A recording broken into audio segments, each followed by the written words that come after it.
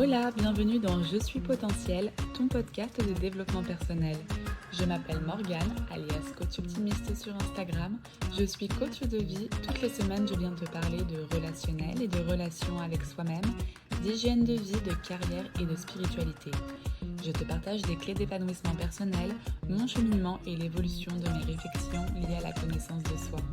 Je crois que nous pouvons tous potentiellement être pleinement épanouis dans nos vies. Le tout est de libérer notre plein potentiel. Bonne écoute. Hola, c'est bon, ça y est, j'en ai marre. Je me lance. Ça fait quelque chose comme 6 mois que je réfléchis au fait que je veux lancer un podcast. Et je sais pas pour qui je me prends. J'ai commencé à être perfectionniste. J'ai jamais été perfectionniste de ma vie. Les gens qui me connaissent le savent. Je suis quelqu'un de très spontané. J'ai une idée, j'ai une pensée. Je le dis, souvent je réfléchis après. Je dis pas que c'est toujours la meilleure chose à faire. Mais c'est comme ça que je fonctionne. Et je sais pas pourquoi, j'ai comme voulu me travestir pour mon podcast qui est censé quand même me représenter. Enfin, permettre aux gens de me découvrir. Parce que du coup, si je lance ce podcast, c'est dans le cadre de mon projet professionnel, car je suis coach de vie, c'est ma reconversion, c'est quelque chose de nouveau. J'ai pas toujours fait ça, avant j'étais dans la communication. En fait, je suis partie d'un constat qui est que les gens se briment, les gens n'exploitent pas leur plein potentiel, les gens se posent des limites, les gens s'empêchent, les gens s'interdisent, et ça me rend dingue. Ça me rend dingue. Alors je sais, on a tous des peurs, moi y compris, mais bon après moi ma passion c'est travailler dessus. Et du coup c'est ce que je fais depuis plusieurs années, car je suis passionnée par le développement personnel et donc aujourd'hui j'ai décidé d'en faire mon métier. Et j'ai envie de maintenant vous aider, enfin ceux qui ont envie d'être aidés, parce qu'il y a bien une leçon que j'ai retenue, c'est qu'on n'aide pas les gens qui n'ont pas envie de s'en sortir. Si tu as envie de t'élever, de progresser, d'enlever ces barrières qui t'empêchent d'être réellement toi, je t'invite à écouter ce podcast. Je vais d'ailleurs commencer par un sujet qui me tient à cœur. Il est vaste, je vais essayer d'être succincte. Le regard des autres, l'influence qu'a le regard des autres. Mais je ne savais pas quelle thématique prendre pour mon premier épisode de podcast. Ça va dans On se met trop la pression, le grand classique. Et en fait, c'est en essayant de tourner mon premier épisode de podcast que j'ai eu l'idée de la thématique. Parce que j'ai commencé par essayer de vous raconter ma vie, hein. Attention, hein. Croyez pas que là c'est le premier essai, hein. Ça fait, je dirais 30 minutes que j'essaie de vous raconter ma vie. Genre mon enfance, Nélana, qui est Morgane, tout ça. Et après je me suis dit, mais pourquoi tu fais que de recommencer? En plus, c'est ta vie, quoi. Genre t'es censée être un peu au point sur cette histoire. C'est pas comme si je pouvais me planter. Je suis la mieux placée pour raconter ma vie, je pense. Et je me suis dit, en fait, il y a un délire là avec le regard des autres parce que moi, je passe ma life à raconter ma vie à mes copines en face cam, etc. Il n'y a pas de problème. Mais là, comme c'est la première fois que je le fais vraiment publiquement, mais genre ultra publiquement, en fait, il n'y a pas une seule personne sur cette planète qui n'aura pas accès à ce que je vais raconter là tout de suite. Du coup, panique à bord. Panique à bord. Du coup, ça me donne l'idée du thème du regard des autres, la confiance en soi, etc. Ce qui a toujours été des thématiques qui m'ont drivée parce que aujourd'hui, je me considère comme une personne qui a confiance en elle, même si pour moi, on n'a pas confiance ou pas confiance en soi. Il y a comme une jauge de la confiance en soi. Puis des fois, tu es à 60%, des fois, tu es à 90%, puis des fois, tu es à 20%. Puis voilà, ça monte et ça descend en fonction de ton entourage, les événements que tu contrôles ou pas dans ta vie. Enfin, tout ça qui influe sur ta confiance en toi. Anyway, ce que je voulais dire par rapport au regard des autres. Moi, je continue à me challenger là-dessus. C'est ce que je fais aujourd'hui en me dévoilant comme ça, nature peinture. Mais je sais que ça a commencé avec les réseaux sociaux. Ça m'a beaucoup aidée. Au début, vous savez, c'était le truc un peu en mode ouais, je poste la photo la plus jolie de moi. Au début, c'était un peu en mode je mets des photos mais de loin, pas des selfies. Ensuite, tu rapproches ta tronche. Ensuite, tu commences à te lancer à parler face cam. Ensuite, t'enlèves le maquillage parce que alors attendez, moi, avant, jamais c'était possible de sortir dans la rue ou encore moins du coup poster sans maquillage. Ça a bien changé. Mais tout ça, c'est parce que je me suis forcée en fait un peu à faire ça. Ce que je veux vous dire, c'est que naturellement, vous n'allez pas vous montrer naturel. naturellement, vous allez vouloir vous montrer sous votre meilleur jour. Je pense que c'est ce truc qu'on a un peu de chercher l'amour de tout le monde, de vouloir être aimé. Et je sais pas pourquoi, mais on croit qu'on sera aimé seulement, j'allais dire solamente, RIP ma vie en Amérique centrale, seulement si on est au max, au top. Sauf qu'au final, la définition de la perfection, on est d'accord que c'est subjectif. Et qu'en plus de ça, c'est un peu inaccessible, quoi. Enfin, je sais pas, je vois pas. En fait, j'ai réfléchi 2 secondes, comment ce podcast pourrait être parfait.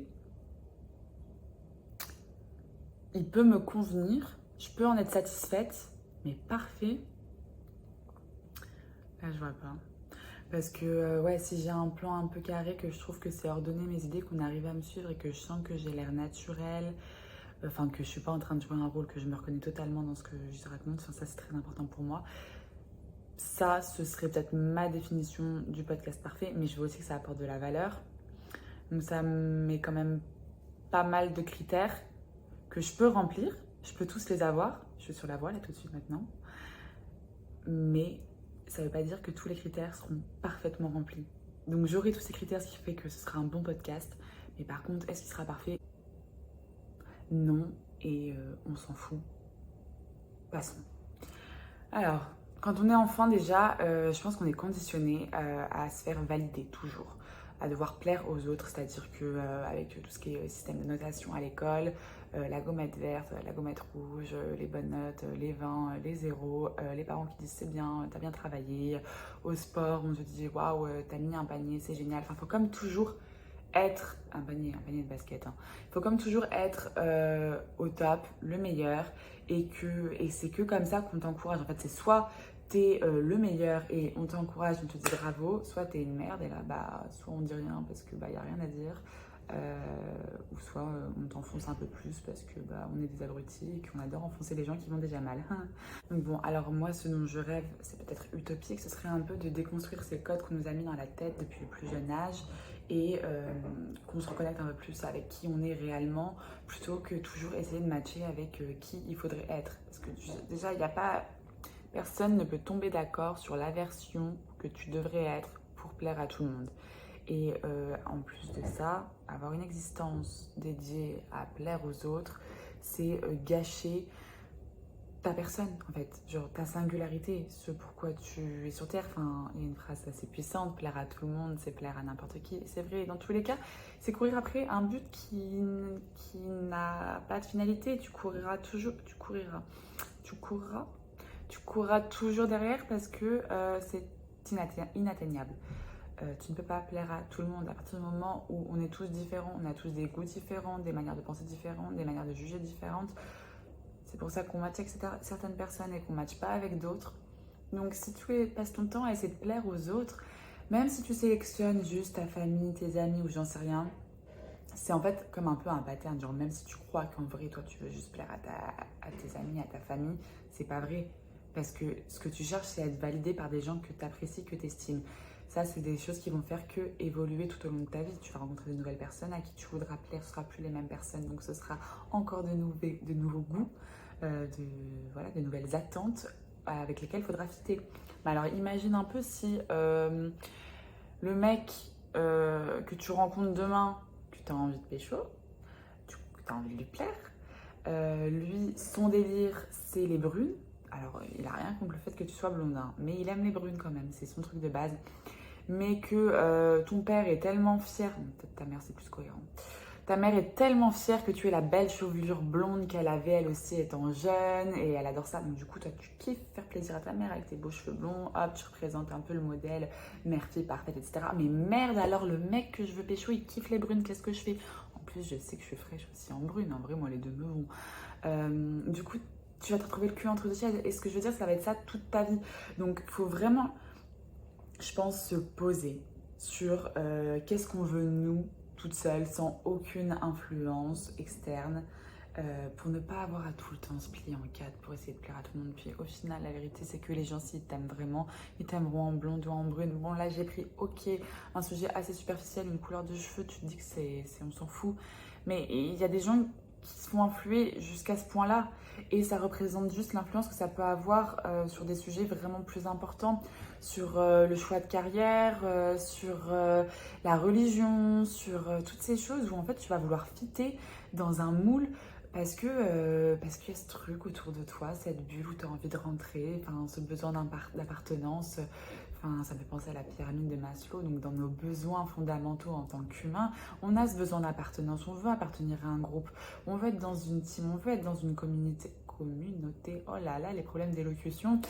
Bref, enfin, on veut tout ça et du coup c'est à ça qu'on essaye de répondre quand on essaye de se plier au goût des autres. Alors voilà, donc moi, mon goal, c'est qu'on remette sa personne, sa singularité au centre.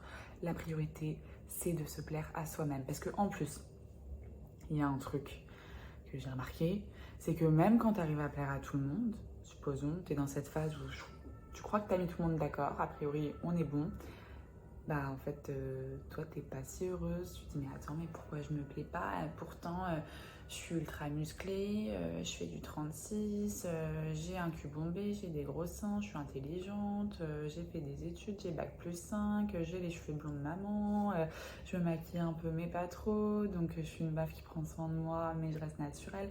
Bref, quand tu crois que t'es au max et que tu te plais toujours pas, c'est qu'il y a un problème.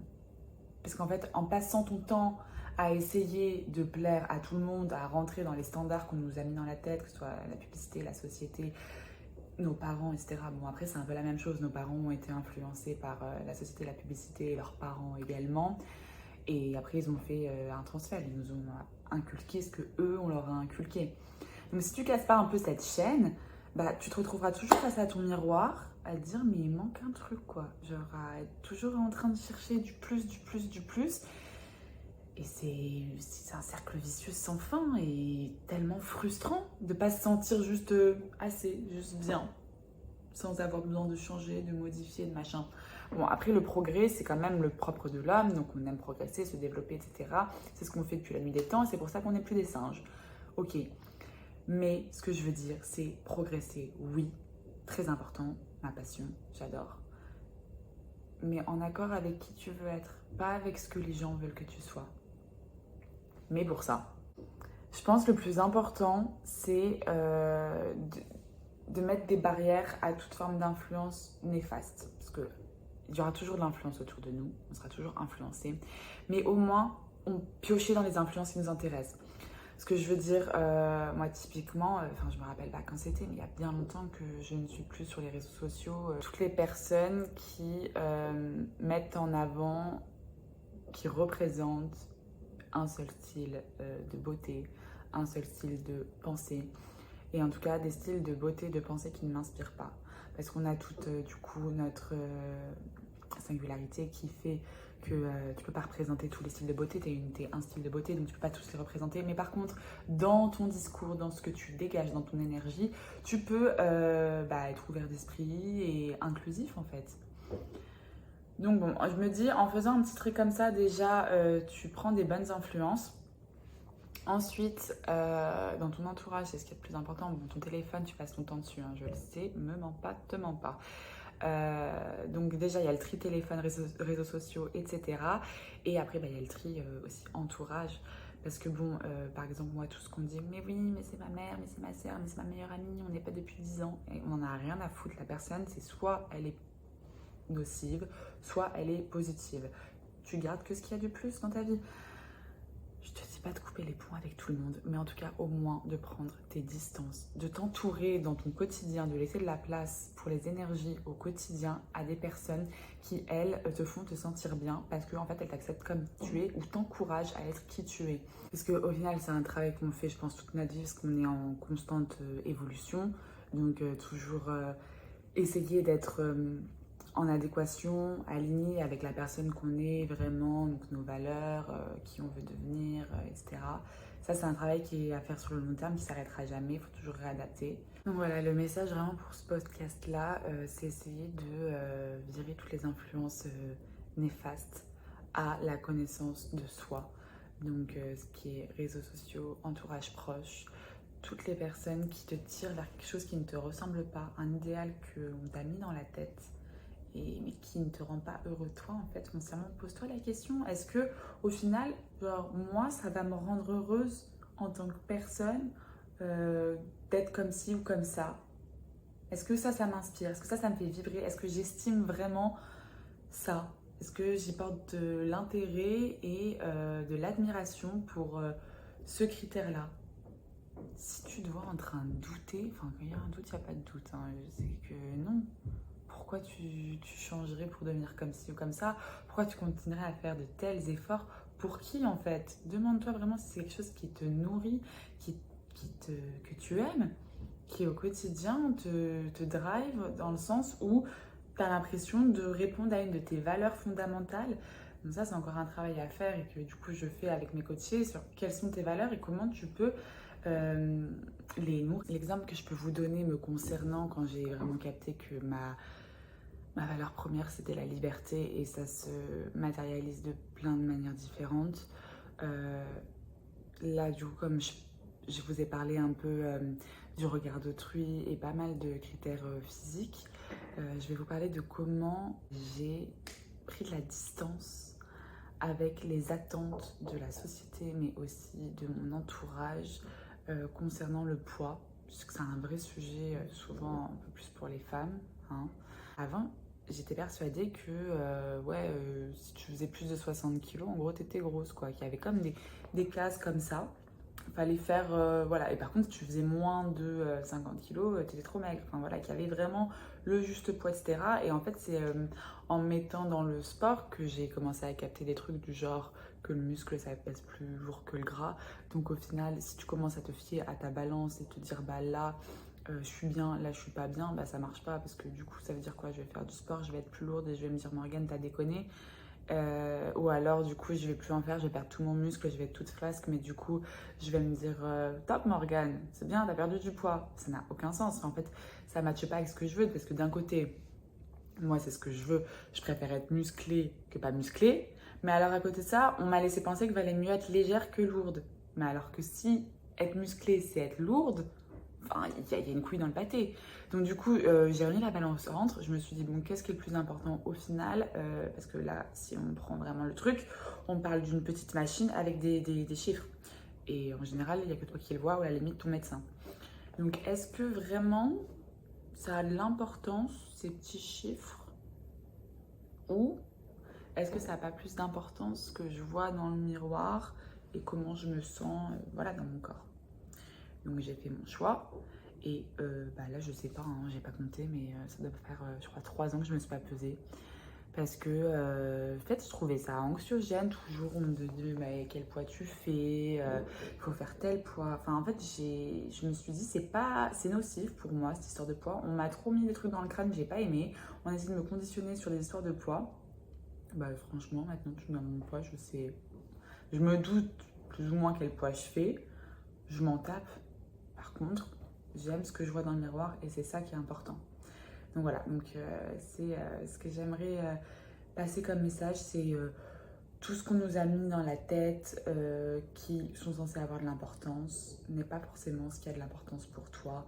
Donc pose-toi la question de est-ce que ça a vraiment de l'importance pour toi ou est-ce que tu cherches à satisfaire quelqu'un d'autre qui ça se trouve s'en tape aussi de ça, parce que des fois tu essaies de satisfaire quelqu'un qui ne t'a rien demandé, tu vois. C'est pour ça que je dédie mon travail à la connaissance de soi, parce que je trouve que c'est tellement la base d'une existence heureuse et épanouissante de savoir vraiment qui tu es pour aller dans les bonnes directions, faire les bons choix et pas te retrouver en fait un jour à 40 piges à te dire mais en fait cette vie je suis en accord avec ça, je me régale, est-ce que je suis au max de mon potentiel?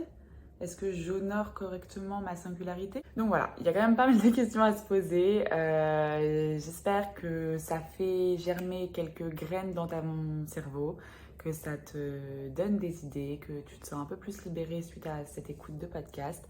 En tout cas, moi, ça m'a fait plaisir de partager un peu de mes pensées philosophiques, de mes petits délires mentaux avec toi aujourd'hui. Merci d'avoir écouté ce podcast. C'est le début d'une longue liste de podcasts. Je compte bien en faire d'autres de nouveaux, d'autres thématiques et surtout m'améliorer chaque fois un peu plus en prenant vos retours. Donc n'hésitez pas à me laisser un commentaire, me donner votre avis, ce que vous avez aimé, un peu moins aimé, tant que c'est constructif. Et je vous dis à très bientôt. Bisous.